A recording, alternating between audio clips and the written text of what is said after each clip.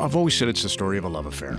We don't know why we feel so family when we watch Hockey Night in Canada, but we do feel like family. And we do know that everyone in our family is kind of joining us and doing the same thing.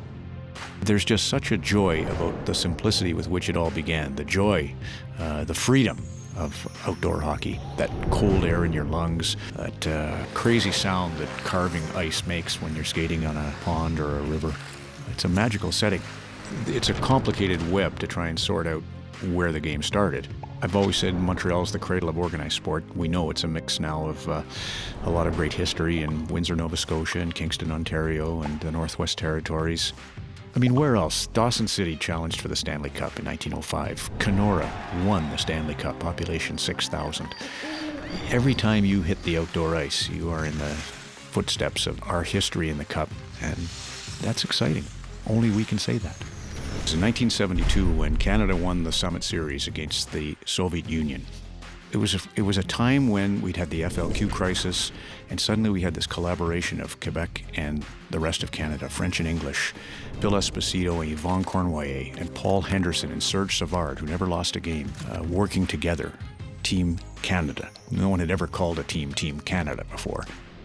Technology sure is a huge part of modern day experience. I went through black and white. There was no satellite in the sky until 1967-68. By the time the signal got to us, it was sort of a strobing, peculiar image. It wasn't clear at all. So it felt like I was watching a lunar landing rather than a hockey game. One of the most significant changes in hockey is YouTube. Every kid can now watch Patrick Kane or Connor McDavid and really study how they use their edges, what they do with the puck, with their stick. It's incredible how, in my day, it was all some distant miracle. Now it's right there for you to look at, slow down, repeat, and it's really led to a quantum improvement in the skill level in the last decade. When we took hooking out of the game, obstruction out of the game, we lost that little warning.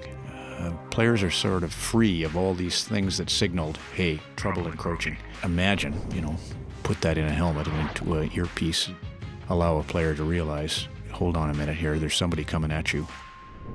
Even in the original 6 days, there was only 2 Canadian teams. Now they happen to dominate them. But for the modern fan, it is truly unbelievable that we're nearly at a quarter century without the Stanley Cup having come home.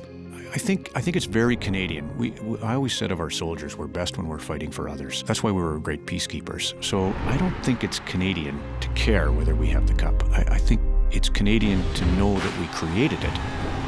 Then it was Salt Lake City in 2002, and I remember it had been 50 years since Canada had won a gold medal. Mario Lemieux made an amazing moment by allowing the puck that was supposed to be coming to him go through his feet and over to Paul Kariya for a significant goal. And at the Sochi Olympics in 2014, Marie-Philippe Poulin scored 2 goals, a tying goal and a game-winning goal, and she'd already done that in Vancouver in 2010.